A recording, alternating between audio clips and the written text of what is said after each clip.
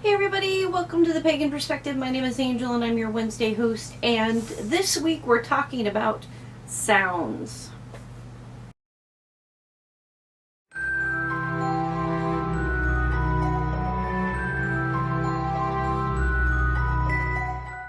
Okay, so I have two individual questions here. The first was written in by Danni, one of the hosts, and it says, how do we use sound in our practice, i.e. what music do we use? Do we play any instruments? What sounds do we hear when practicing outside? And the other one's from Angel Rose. I'm interested in the use of music and sound in ritual. As a musician myself, I find sound very important for getting my energy going, but I'm curious what of others' views on the matter. Okay, so I'm going to tell you what I use sound and music for. And I will say that sounds and music are incredibly important to me. And I think that anything that focuses or stimulates a sense of yours is going to get you in a certain mindset. Whether it's negative or positive depends on the sound or the scent or whatever it is. So, when I'm going to do a ritual on my own in my home by myself, I always start it and end it with a bell sound. For me, a bell sound, I think, starts from elementary school when you hear the bell and you're just like, but, I mean, that's the only thing I can think of, but the bell sound that I have, the little bell that I have, when I ring it, it almost lets everybody who's present, meaning all the energies and the deities and the elements and all that stuff, know I'm about to start. Like, hey, everybody, we're getting to it now. And it also draws me into that focus. And at the end, it's almost like saying, okay, we're done. Thank you. I mean, I say thank you, but it's a finale kind of thing. It also helps me realize that I am done, I am finished, and I can pull back that energy from that work and, go about my business. So a bell sound is really important to me. When I'm meditating, there's two different that I can think of right now. There may be more, but I think it's primarily two.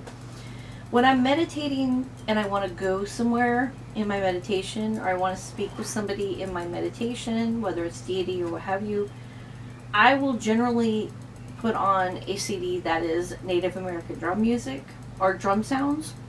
And it might have like a very light flute or, maybe some humming, but it's very, very, very primal sounding. And very just, very, heartbeat almost. I think that's what it pulls me back to. So that's the kind of music I use or sound I use when I'm meditating for that purpose.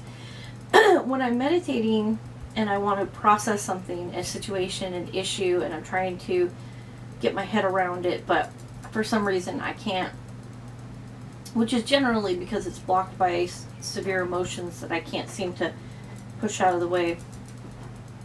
This meditation I just found maybe a year ago, and it seems to work really well for me. I have many books of different mandalas, and they're everything from animals to shapes and to what have you. And I will get out my color pencils, I'll pick a mandala that I feel connects me to the situation at hand. I will put on in the background a video that has a very soft wind chime, a stream, birds, and almost like the trees kind of, when there's a light breeze, you hear the trees every once in a while, the leaves touch. And that is when I can't be out in nature, that's what I put on, and I will pay attention to every stroke of the color pencil, and I will process things in my head that way. it seems to, for me, remove the emotions, the very thick feelings that seem to cover up how I can figure out the issue. And it makes it very analytical, very black and white to me. So that really helps me in that situation. When I am going to get ready to do ritual or even spell casting, I generally physically clean my space, and then I cleanse it. The reason why I do, well, I always clean it no matter what, but cleansing I do it every time is because it's a long period between the last time I cast, because I don't do it all the time. I don't need to, it's just not something I do all the time. I do it when I need to, and if I feel like I'm getting rusty, I will do something I feel that will help me, and almost like an exercise, but something that's just to do. And but when I'm going to get ready for a ritual or spell casting and I'm cleansing and cleaning, I will put on music that gets me into a very spiritual mind space, and it could be anything from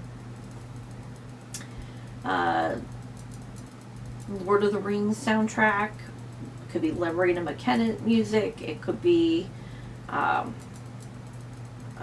number of different things, but whatever I feel in that moment gets me into a certain space and focused. During ritual, I generally don't have any music on because it's very distracting, and I have a real bad case of the ooh shinies. So generally it'll be quiet, or I will have something in the background that's maybe just a stream, and maybe nature music, or nature sounds I should say. And that's if I can't be outside, which I can't be outside all the time. I practice by myself now, and if I do anything by myself, unless I'm home, I generally don't do anything outside. If I'm home, I'll do it outside. If I'm not home and I'm alone, I'm not going to do it. I just don't feel comfortable. I don't feel safe, I should say. So, but I use sound and music a lot more than I realized I did before I read these questions. And I think that a lot of people will find that they use music or sounds a lot more than they realize. It's an incredibly intense sense that we have, and anything can take music is amazing because music can really put us in a completely different time, a completely different place. I mean, if I hear an old classic rock song, I go right to high school, the good memories of high school, not the horrible ones, the good memories of high school, and I smile.